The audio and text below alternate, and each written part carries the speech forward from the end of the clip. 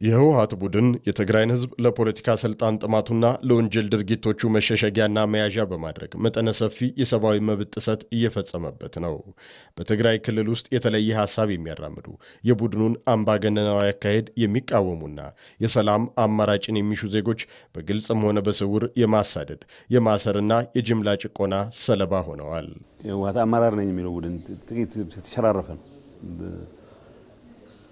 ይሄ ከስልጣን ውጪ መኖር ይችላል ብሎ ማያመን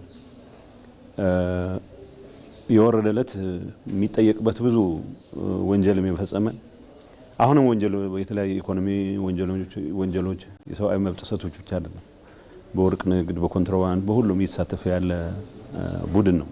ስለዚህ እቺ ስልጣን የምትባለው ነገር ያጣለት ጠይቃለሁ ብሎ ስለሚገምት የራሱን ህልውና ከትግራይ ህዝብ ህልውና በላይ አድርጎ የሚወስድ አመራር ነው። ይህን አመራር ጭምር ከሞት ያዳነው ወጣት ነው። አሁን ሰላሙን ነው ይፈልገው። የሰላም ስምምነት እኮ ሲፈረም በሰላማዊ መንገድ ዓላማችንን እናስፈጽማለን የሚል እምነት ስለታት ኦልሞስት የትግራይ ህዝብ ከዳር እስከ ዳር 100% ሊባል በሚቻል ደረጃ የሰላም ስምምነቱ ደጋፊ ነው።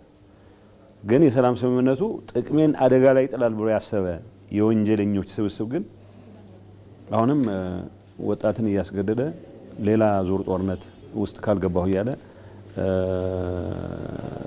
ቀረርቶ የሚያሰማበት ሁኔታ ነው ያለው።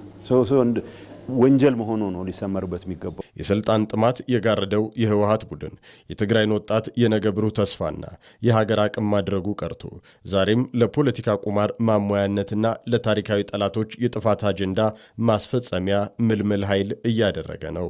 ወጣቱን በአቋራጭ ስልጣን የመጨበጫና የወንጀል መሸሸጊያ ካርድ አድርጎ የመጠቀም ይህ አባዜ ቡድኑ ከሰላም መንገድ ምን ያህል የራቀ መሆኑን የሚያሳይ ጎምዛዛ እውነታ ነው። ለራሳቸው ህልውና ሲሉ የማያስይዙት ሀብት የለም እና የትግራይን ህዝብ ነው አሁን ኮላተራል እያስያዙ እድሜያቸውን ለማራዘም ጥረት እያደረጉ ያሉት። ሱዳን ውስጥ የሚደረግ እንቅስቃሴ ውስጥ ስደተኞችን ፕሮቴክት ለማድረግ አይደለም። ደማዚን ሄደህ ውጊያ የምትከፍተው ምን ልትሰራ ነው? ሸረሪና ብትዋጋ ምዕራብ ትግራይ ልመለስ ብለህ ነው። ደማዚን ሄደህ ኩርሙክ ሄደህ ውጊያ የትግራይ ወጣቶችን ማስፈጀት ለምን ዓላማ ነው? ሰው ይሸጡ ነው እነዚህ ሰዎች። ነገ ከነገ ወዲያ አይ ስሪላንካ መልካም ገበያ ተገኝቷል ከተባለ ሰው ከመላክ ወደ ኋላ የሚመለሱ አሉ።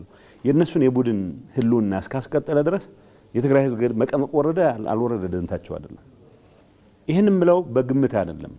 ኤቭሪ ስቴፕ ኦፍ ዘ ዌይ እዛ አመራር ውስጥ ነው የነበርኩት። ዲስጋስት ከሚያደርጉኝ ነገሮች አንዱ ቅድሚያ ለራስ ህልውና ለሊደርሺፕ ህልውና የሚሰጥ አስተሳሰብ ነው ፐርሚት የሚያደርገው ጠቅላላ። ይህንን በትግራይ ህዝብ በህወሓት ቡድን ምክንያት የተፈጠረ ሁኔታን መሰረት በማድረግ ሴንተር ፎር ሪስፖንሲብል ኤንድ ፒስፉል ፖለቲክስ የተሰኘ ተቋም ከትግራይ ብሮድካስቲንግ ሰርቪስ ጋር በመተባበር ሰላም፣ ዲሞክራሲና ልማት በትግራይ የመገናኛ ብዙሃንና የማህበረሰብ አንቂዎች ሚና በሚል ርዕስ በአዲስ አበባ የውይይት መድረክ ተካሂዷል።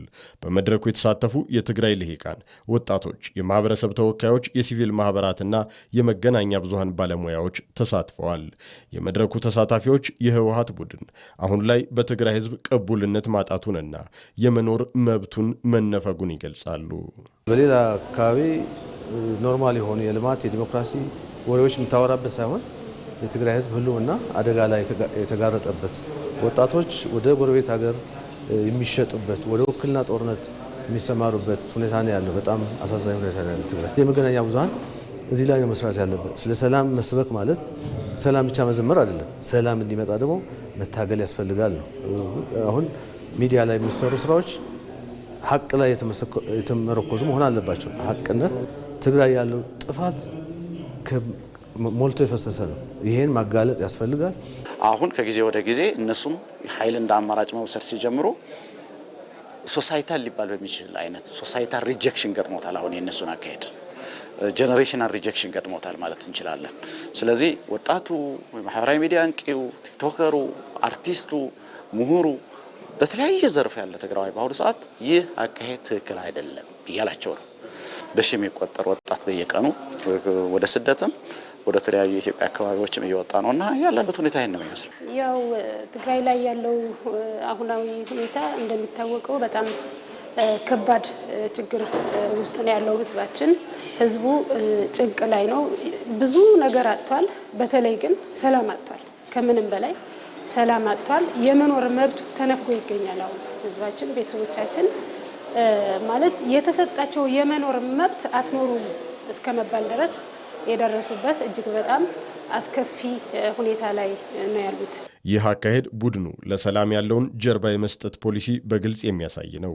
ወጣቱ የራሱንና የክልሉን ህልውና እንዲገነባ ከመፍቀድ ይልቅ የውጭ ኃይሎችን የጥፋት ፍላጎት ማርኪያ ማድረግ ቡድኑ የትግራይን ህዝብ ለዘላቂ ታጋችነት መምረጡን የሚያሳይ መሆኑ ተሰምሮበታል።